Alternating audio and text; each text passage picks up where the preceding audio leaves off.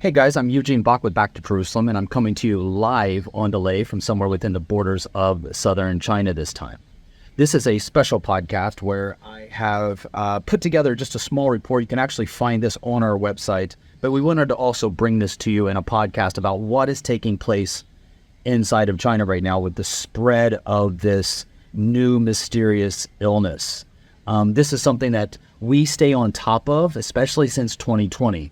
We felt in 2020 that it would impact the world, and actually it did. So we were a source of information for many people, especially those that were worried about the different news sources that were being silenced at that time in 2020. In 2020, we actually shared a lot of information in January and February that couldn't really be found anywhere else. And everything that we shared, as we go back now 3 years and look at that information, everything that we shared was basically correct. When we said that, it started in Wuhan, that was correct. When we were talking about it being more deadly than the flu, we also said that this most likely came from a lab in China and not some bat soup. These things actually were kept from being shared openly. A lot of information was suppressed at that time, and Back to Jerusalem did everything that we could to give you information directly from the field. And sitting here in China today, I want to give you some updates, especially if you've been hearing about what has been taking place inside of China. Now, I know this has a lot of people in COVID-19 fatigue, and there's also a lot of people that says, I don't care what you're saying, we don't really want to go back to those days of COVID-19. And I get that. That's one of the most dangerous things I think about where we are at today, because there was so much control of information. There was so much direction where the information that was given was used actually to be directed at the people to cause fear on purpose in some cases, where the government could actually clamor for more control. And a lot of people felt that their rights were suppressed, their freedom of speech, their freedom of religion. The gathering together in churches was often restricted. And so what that did, I think dangerously so, is create a mentality where people simply don't have trust in information that we're getting today. And so what I want to do is I just want to share a little bit from the field about what we know, what we understand with this mysterious disease that is hitting northeast China. Right now, there have been reports that have come out directly from China Daily, which is the kind of the official propaganda mouthpiece of the Chinese government. So some of the information can be gleaned from there. And then, of course, the World Health Organization, they don't know much more or are not allowed to report much more than what China allows them to share. So what we do is we try to compile the information that we have access to, as well as with our friends that are on the ground that can explain a little bit to us. So I've been in contact with our friends who are in the northeastern part of China, as well as in Beijing, where this mysterious illness is kind of growing. And what I wanted to do is just share a little bit of information, because this virus is different than COVID-19. The main thing that makes it different than all other viruses is that it's targeting children. The great thing, or if there is any good thing about COVID-19, is for the most part, young children were just not as susceptible to it as adults, and especially the elderly. And so that actually gave a lot of people, especially those that were parents of young children, a little bit of ease with COVID-19, knowing that their children were just not as susceptible to the disease as the adults and the elderly. However, with this new mysterious illness, children are susceptible, and that's actually what's causing the problem right now inside of China.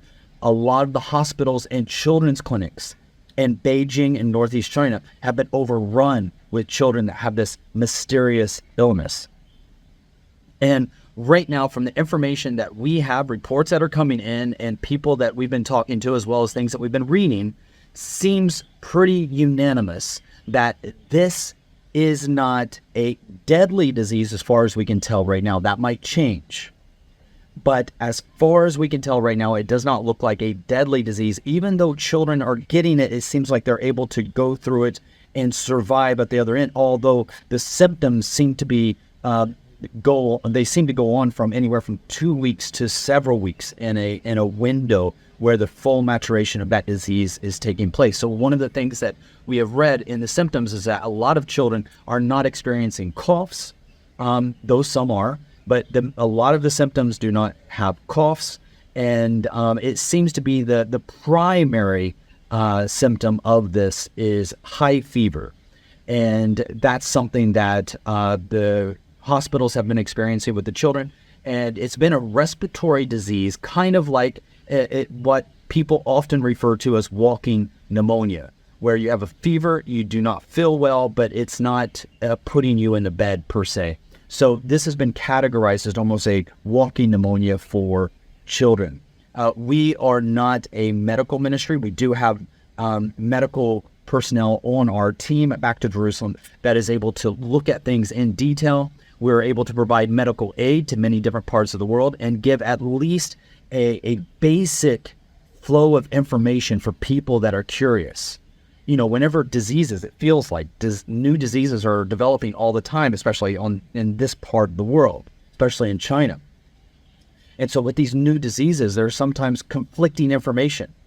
And so what we aim to do at Back to Jerusalem is to provide information directly from the field as far as we have an understanding that we have that is clear of government restrictions and possible clamp down on information on social media. We have our own social media networks that we can use in case information is suppressed. And we try to get that to you so that you can understand the situation on the field as it develops. Here's one of the things to keep in mind with this mysterious illness that is taking place inside of China. The truth is, the people in China have been on lockdown for almost 3 solid years. This is the first winter that they've had since 2020, where they have not been locked in their homes. Remember, the Chinese had one of the most strict lockdowns in the entire world. Social distancing, masks. In fact, when our Chinese teams would take international flights or domestic flights inside of China, they had to dress up like they were going to the moon. From head to toe, they had to be completely covered in like this over covering material that looked like they're going into an operation theater. I mean, with covering, all sanitized covering, head nets, goggles, safety goggles, masks that covered their face, and then the hood that came around their face with the goggles and the mask, and then gloves and even booties for their shoes, so that everything was isolated and sanitized. And when people got into China, lockdowns were insane, where individuals actually experienced fences being put up around their buildings and doors being chained closed. People were threatened with their lives if they didn't abide by these lockdowns inside of China. So this is the very first winter in 3 years that people have been out, being able to go out and move about in society freely. So, I mean, logically, wouldn't you expect that there to be some weakness in the general immunity for the people there in China? Many of them coming in contact with the common winter diseases that we get. You know, every year we kind of get the sniffles, the flu, a cough, a sore throat. You know, this is seasonal. These are seasonal diseases. And if you've been removed from that environment for 3 years, maybe your body might not be in full defense mode like it would have been 4 years ago. So is this a result of that? There are some people that are speculating that it could be. But I know that there's some skepticism when it comes to information that is coming out on the news. You might see this come across your social media feed about the situation inside of China and this new mysterious illness. So I just wanted to share with our Back to Jerusalem audience what the update is. We've been getting some questions about, you know, what is the situation with this new illness that is taking place that we're reading about in Beijing in Northeast China. And the short answer is this. It seems that the disease at the moment, from what we understand, targets children. From what we are reading and what we are hearing, it doesn't seem to be deadly, and where the number of people dying from this disease is a high percentage. It seems to be pretty low, and at the moment, we haven't heard of any reported cases of death. So we thank God for that, and we continue to pray for the people of Northeast China. And that is the information that we wanted to share to give you an update about the mysterious illness in China today. I want to thank you for joining us for this Back to Jerusalem podcast. Again, I'm Eugene Bach, your host for this time, coming to you live on delay from somewhere within the borders of southern China. God bless.